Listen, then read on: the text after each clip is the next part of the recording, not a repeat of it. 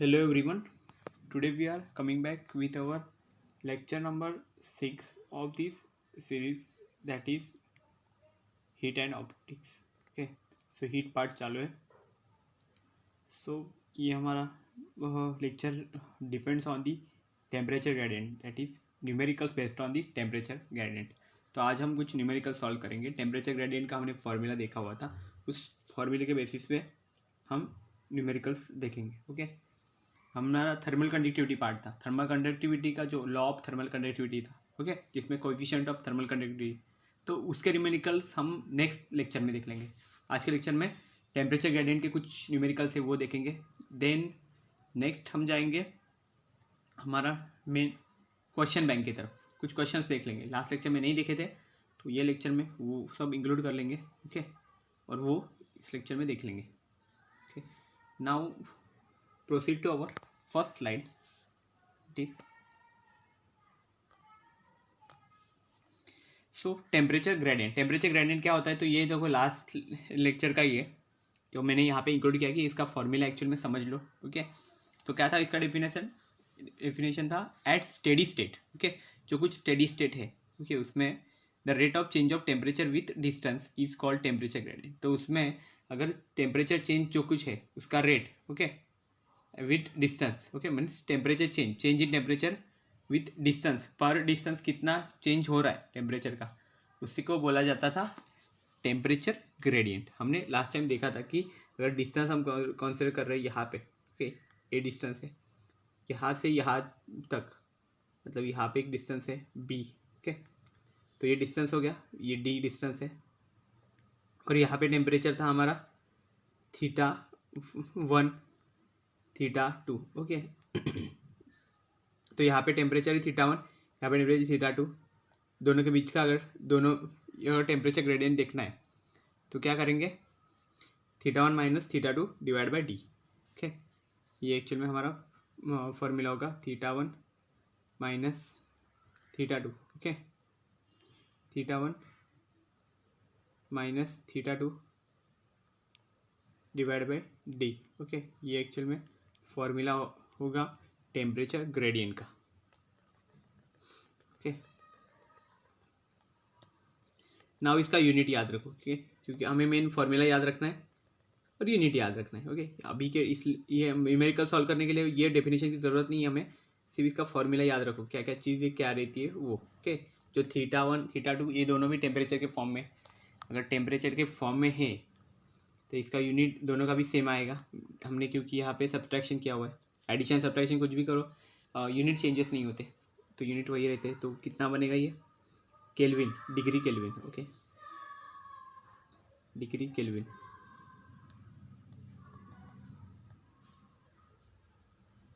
Degree kelvin divide में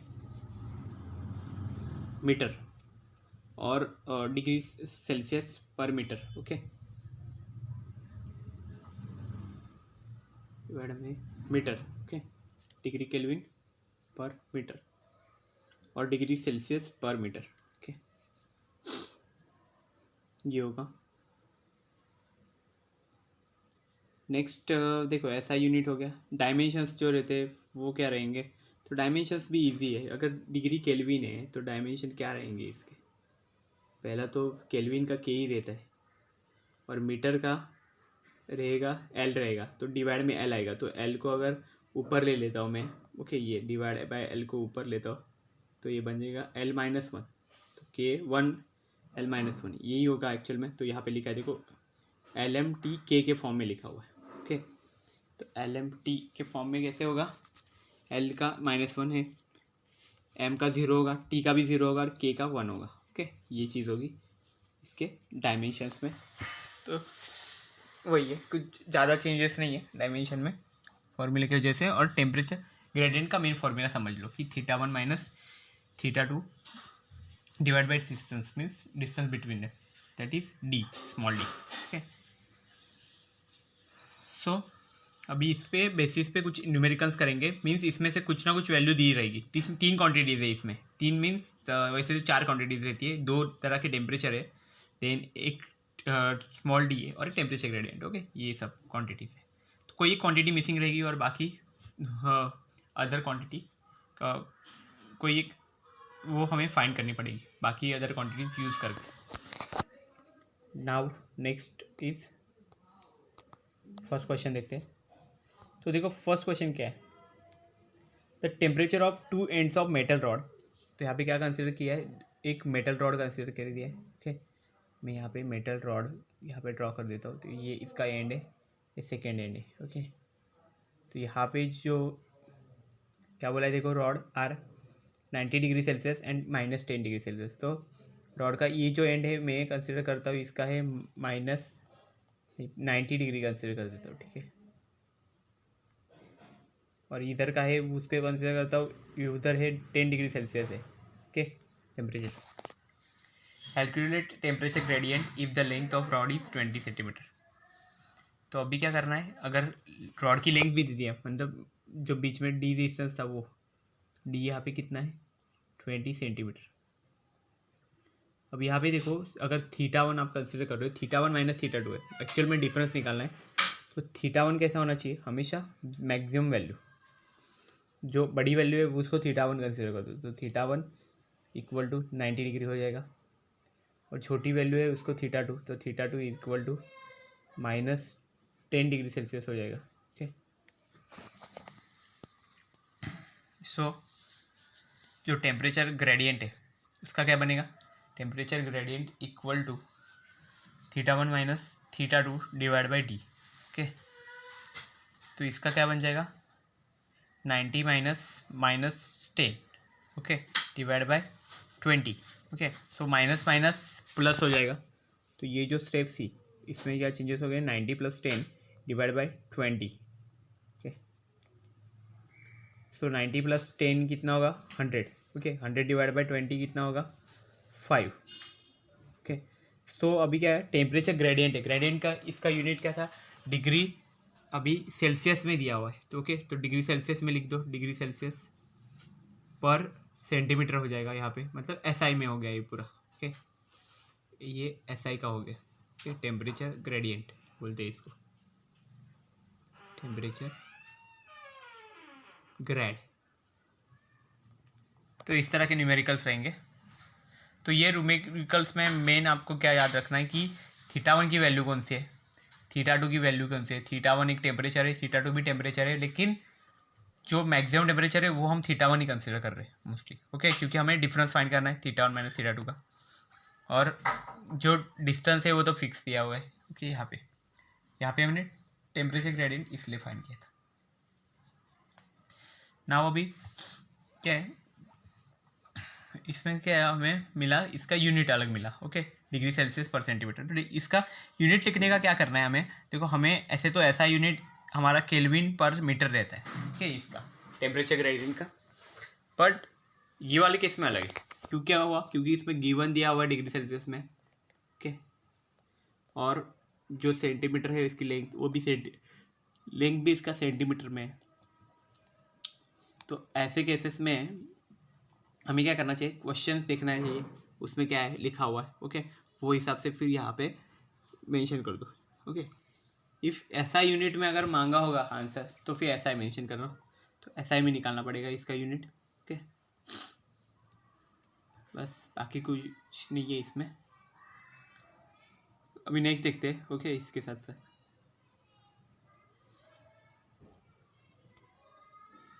next देखो question क्या है, temperature gradient of metal rod. Okay, metal rod ही है यहाँ पे। ओके, तो रॉड ड्रॉ करते हैं, ठीक है ना, ये सेट रॉड रहता है। ओके, ये मेटल रॉड है, ये समझ लो मेटल रॉड ही है। ओके, ऐसा हो गया, ऐसा रॉड समझ लो, ठीक है ना इसको। इसका एरिया ऑफ क्रॉस सेक्शन है साइड में 10। इसमें क्या है, 5 सेंटीमीटर इसका लेंथ बताया गया। तो डी जो है स्मॉल, वो कितना बनेगा 5 सेंटीमीटर।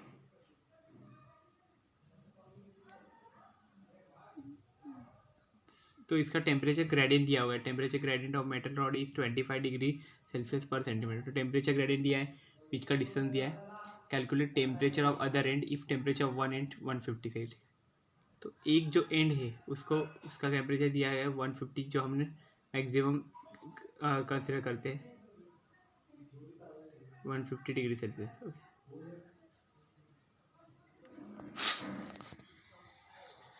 तो ये क्यों हो ऐसा, देखो थीटा1, तो ये ऐसे भी हो सकता है कि ये 150 कम भी हो सकता है, लेकिन कोई प्रॉब्लम नहीं, आप किसी को भी कोई भी कंसिडर कर लो, आपको वो आंसर वही मिलेगा, क्योंकि फिर माइनस में आंसर भी मिल सकता है अगर ये छोटा होगा तो। ओके, तो पता चल ही जाएगा।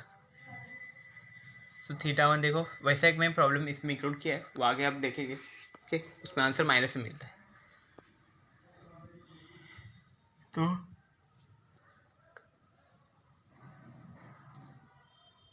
इसमें से अभी थीटा1 देखना है, थीटा2 हमें फाइंड करना है। अभी ये जो को यहाँ पे थीटा2,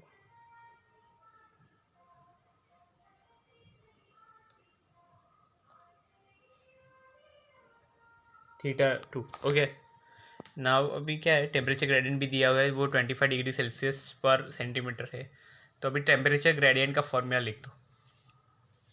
So write the formula of the temperature gradient, that is temperature gradient equal to, okay, theta1 minus theta2 divided by small d।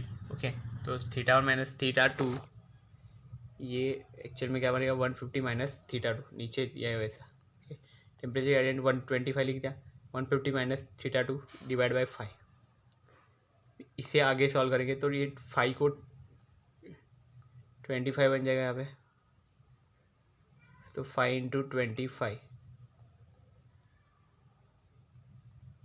5 into 25 125 हो जाएगा, इक्वल टू 150 माइनस थीटा2।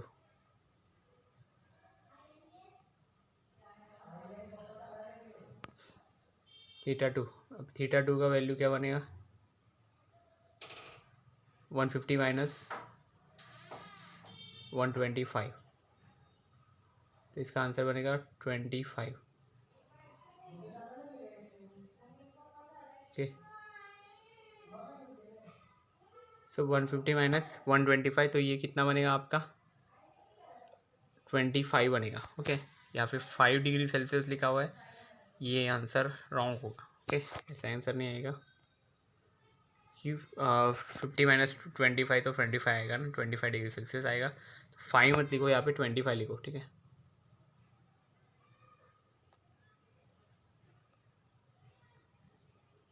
$25 डिग्री सेल्सियस।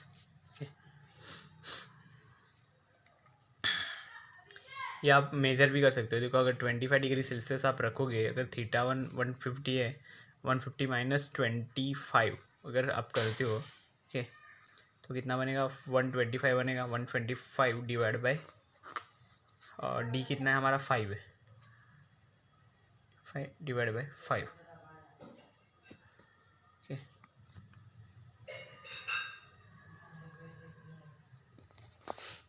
तो यही चीज़ होगी।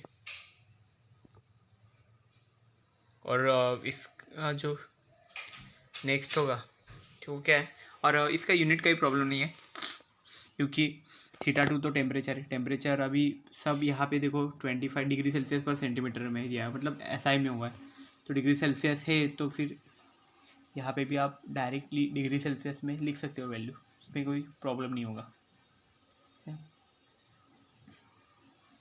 तो इसमें क्या है, समझने वाली चीज़ क्या है कि मेन कि वैल्यूज़ इसका देख लो पहले क्या क्या है। ठीक है, बाकी तो जैसा पहले प्रॉब्लम था वैसा ही था, सब वैल्यूज़ पुट करो, सॉल्व करो इसको, ओके, देन आपको आंसर मिल जाएगा।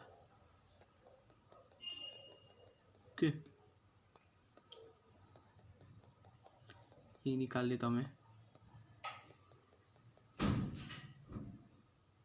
यहाँ पे आंसर आएगा 25। ओके ना, ये मत लिखो, यहाँ पे लिखो 25 degree Celsius. Okay,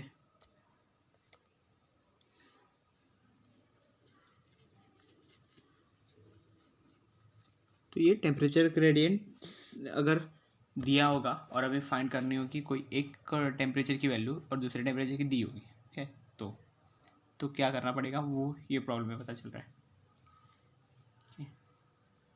now come to our next problem, that is the temperature difference between two faces of plate is 100 degree Celsius and temperature gradient is 25 degree Celsius per centimeter. Calculate thickness of plate. Okay तो अभी क्या करना है, हमें plate की thickness मतलब जो D था, स्मॉल डी, ओके, वो हमें देखनी है.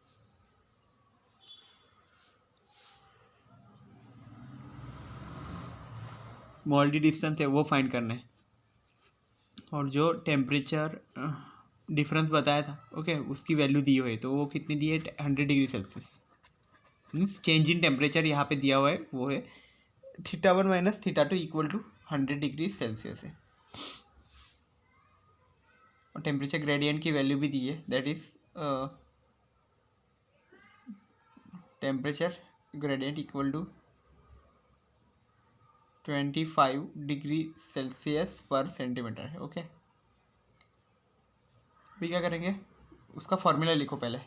तो टेम्परेचर ग्रेडियंट इक्वल टू क्या होगा, change in temperature divide by पर डिस्टेंस. ओके तो क्या होगा, चेंज इन टेम्परेचर के लिए गिवन है already, that is θ1 minus θ2 divide by small D. Okay तो अभी टेम्परेचर ग्रेडियंट की वैल्यू दी है, तो यहाँ पे सब्स्टिट्यूट करो. तो ये कितना बनेगा इक्वेशन, तो अगर यहाँ पे दिखते हैं तो यहाँ पे 25 सब्स्टिट्यूट किए, θ1 माइनस θ2 का वैल्यू पहले से दिया था, वो था 100, और स्मॉल डी का वैल्यू देखना है, स्मॉल डी हमें फाइंड करना है. तो स्मॉल डी के लिए यहाँ पे क्रॉस मल्टीप्लिकेशन करो, तो स्मॉल डी यहाँ पे आ गया, देन ये आगे बनेगा ऐसा. Okay small d equal to 100 divide by 25. Okay तो ये बनेगा 4 सेंटीमीटर. ओके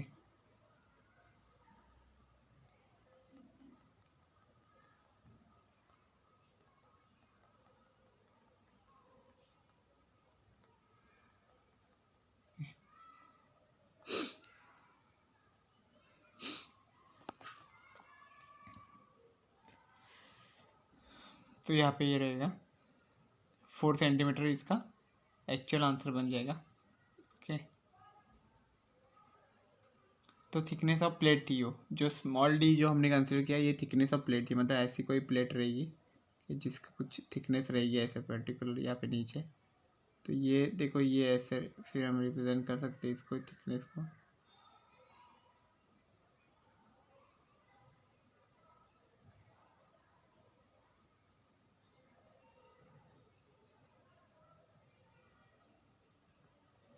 ना ये थिकनेस बोलते हैं इसको, इसको बोलते हैं प्लेट का थिकनेस. ओके ये रहता है small T thickness.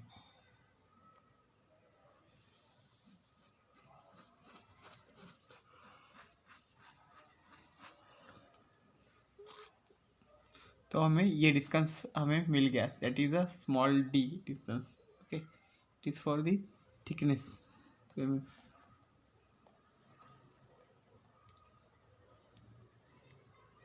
Small D.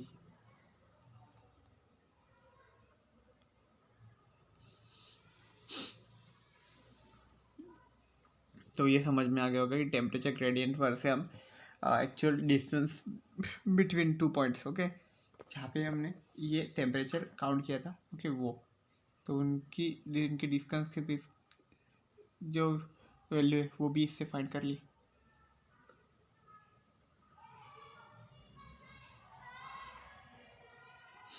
Okay now proceed over next slide.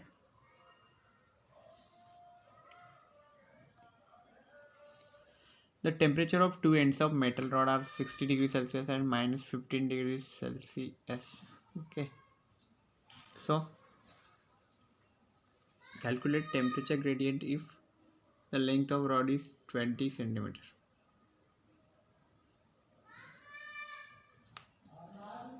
So, temperature gradient.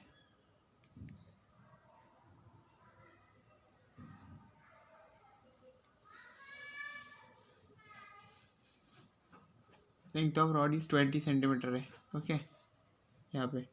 और जो एक तरफ का टेम्परेचर है वो है 60 डिग्री सेल्सियस, दूसरे का है -50 डिग्री सेल्सियस, ओके। क्या था इसमें, तो एक रॉड है, रॉड में फिर हमने कंसिडर किया इसका लेंथ जो रॉड का है वो पूरा है स्मॉल डी, ओके। और जो इसका टेम्परेचर है वो कितना होगा, θ1 और θ2, okay.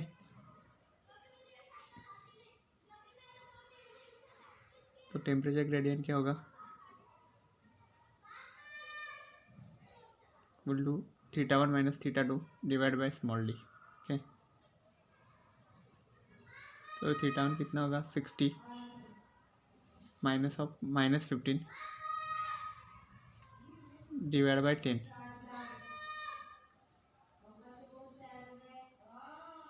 60 minus of minus, that is plus 15, 16 plus 60 plus 15 divided by 10,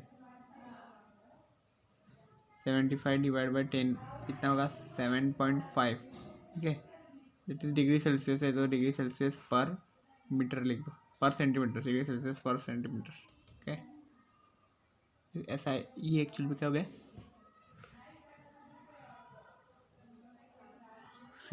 CGS unit हो गया, ओके।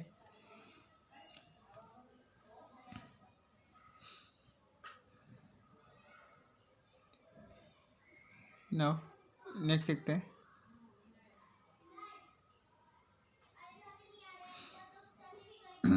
इसका मेन अब ये समझ लो कि इसमें हमने क्या किया, टेम्परेचर ग्रेडियंट ही फाइंड किया था, मतलब जो फर्स्ट क्वेश्चन था उसके जैसे ही क्वेश्चन था, तो इस तरह से ये इंक्लूड किया था।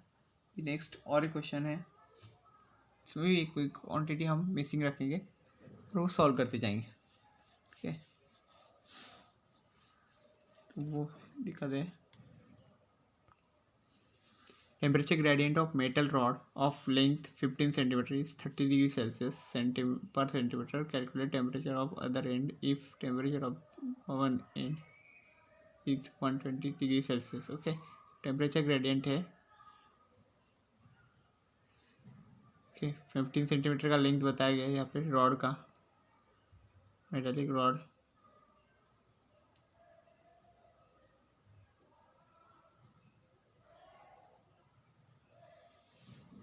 Then temperature 120 degree Celsius, D 15 centimeter है, 30 degree Celsius per centimetre.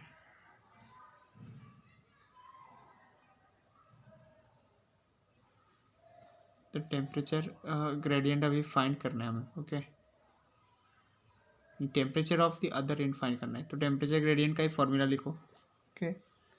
Then इसमें वैल्यू सब्स्टिट्यूट करो, तो कितना, θ1 - θ2, θ1 जो है जो गिवन था वो θ1 लिख दो, तो 120 डिग्री θ1 हो गया, माइनस θ2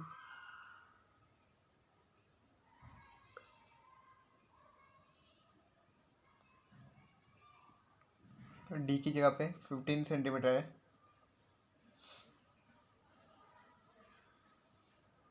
और जो टेम्परेचर ग्रेडियंट है वो 30 डिग्री सेल्सियस पर सेंटीमीटर है। सो अभी इसमें से क्या करना है, क्रॉस मल्टीप्लिकेशन करना है। तो जैसे ही क्रॉस मल्टीप्लिकेशन करोगे तो यहाँ पे बनेगा 15 30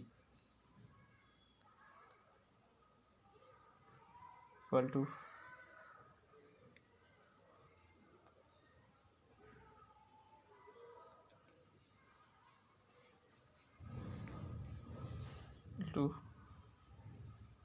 15 इंटू 30 ना, ओके। ये एक साइड हो गया, देन 120 - 32 - θ2,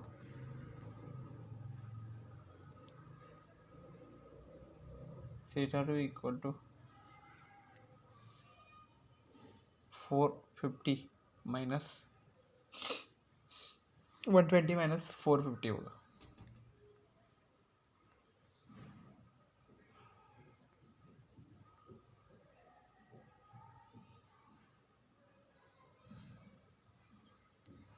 नाउ θ2 यहाँ पे मिल गया हमें, ओके। इसकी वैल्यू कितना, 120 - 450 करेंगे तो इक्वल टू कितना आएगा, -330 डिग्री सेल्सियस, मतलब जो दूसरा एंड है उस पर टेम्परेचर एक्चुअल में बहुत ज़्यादा होगा, उसको हमें हीट लेना था, और जो 150 जो था ओके उसका टेम्परेचर कम था।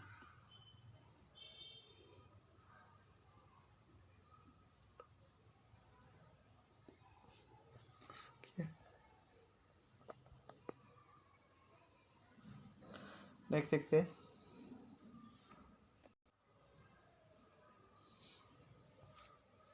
देख सकते हैं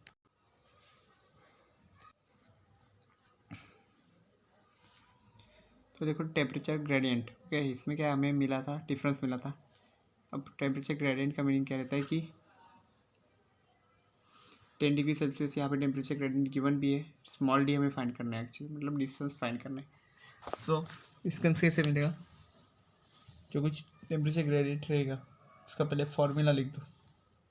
सबसे बेसिक चीज़ यही है ओके। सबसे पहले क्या करो, उसका फॉर्मूला याद रखना है और फॉर्मूला लिखना है, फिर पता चल जाएगा जैसे जैसे गिवन लिखोगे तो क्या फाइंड करना है और कैसे फाइंड करना है वो हमने सोचना है ओके।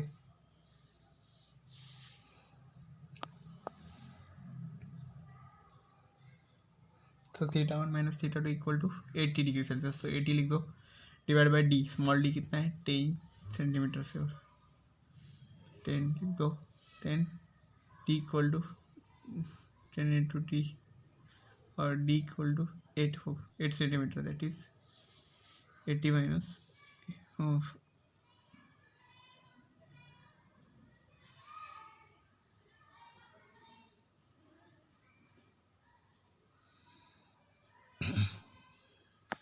देख सकते हैं question bank okay. Question bank के कुछ क्वेश्चन कर लेते हैं। तो first is the substance which conduct heat easily are called okay. तो जो सब्सटेंसेस है ओके जिसमें से हीट इजीली पास ऑन हो सकती है, ट्रांसफर हो सकती है ओके, निकल सकती है, ऐसे हीट, वैसे सब्सटेंसेस को क्या बोले जाते हैं, गुड कंडक्टर्स बोला जाता है।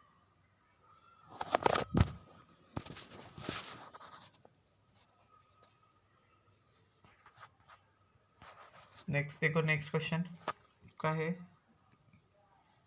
गुड कंडक्टर्स आएगा। नेक्स्ट क्या है, the substances which conduct heat easily are called okay.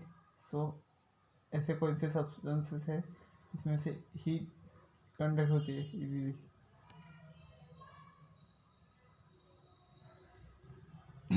Are called good conductors okay.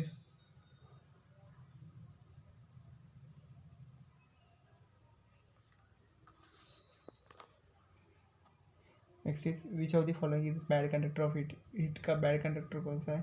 जैसे बहुत सारे एग्जाम्पल्स थे हमारे, हमने देखा था डे टू डे लाइफ के, उसमें से copper, air, aluminium both A and C bad conductor of heat बोला है ओके। तो एयर एक्चुअल में होगा वो बैड कंडक्टर हो जाएगा। विच of the following is good conductor of heat,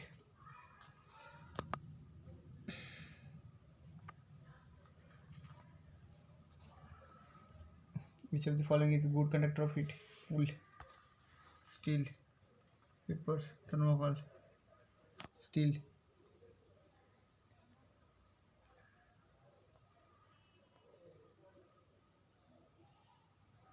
Now next question mark, the coefficient of thermal conductivity of good conductors of heat, the coefficient of thermal conductivity of good conductors of heat must be high.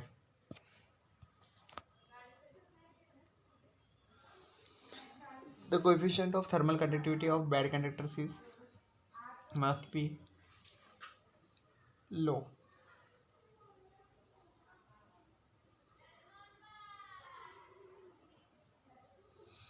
Now next is the state in which temperature of the substance continuously changes is called as। तो ऐसी कौन सी चीज़ होती है कि जहाँ का temperature तो continuously वो स्टेज, कोई कांस्टेंट स्टेट आ ही नहीं सकती उसमें ओके। तो ऐसे स्टेट को क्या बोला जाता है, तो इसको बोला जाता है variable state. Now next is the state in which temperature of substance remains constant or steady is called as. तो ऐसी कौन सी स्टेट है जहाँ पे टेम्परेचर है सब्सटेंस का ओके वो कांस्टेंट होता है या फिर स्टेडी होता है, इसको क्या बोला जाता है? Steady state of substance. Steady state of substance इसे बोला जाता है. ओके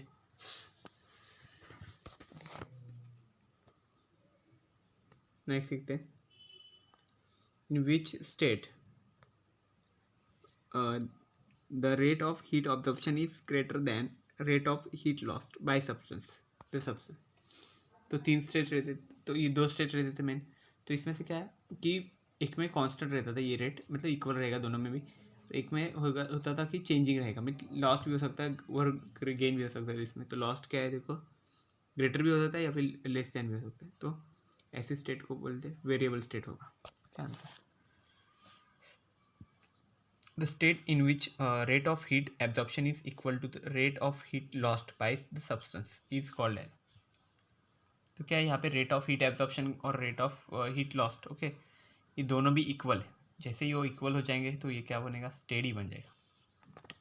ओके स्टेडी मीन्स रुका हुआ एक जगह पे ओके कि दोनों तरफ इक्वल है.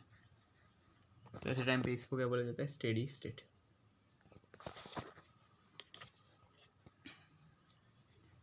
At steady state, the rate of change of temperature with distance is called as. तो टेम्परेचर चेंज है ओके उसके रेट पे डिपेंड करता है विथ डिस्टेंस ओके. तो ऐसे क्वांटिटी को क्या बोला जाता है, temperature gradient okay. The rate of change of temperature with distance is called as temperature gradient. temperature gradient का ये एक्चुअल में डेफिनेशन है. So this is all the numericals on topic of the temperature gradient. Okay, I hope you have cleared all these things about this today's lecture. Okay, if you have any doubt you can ask. Thank you very much.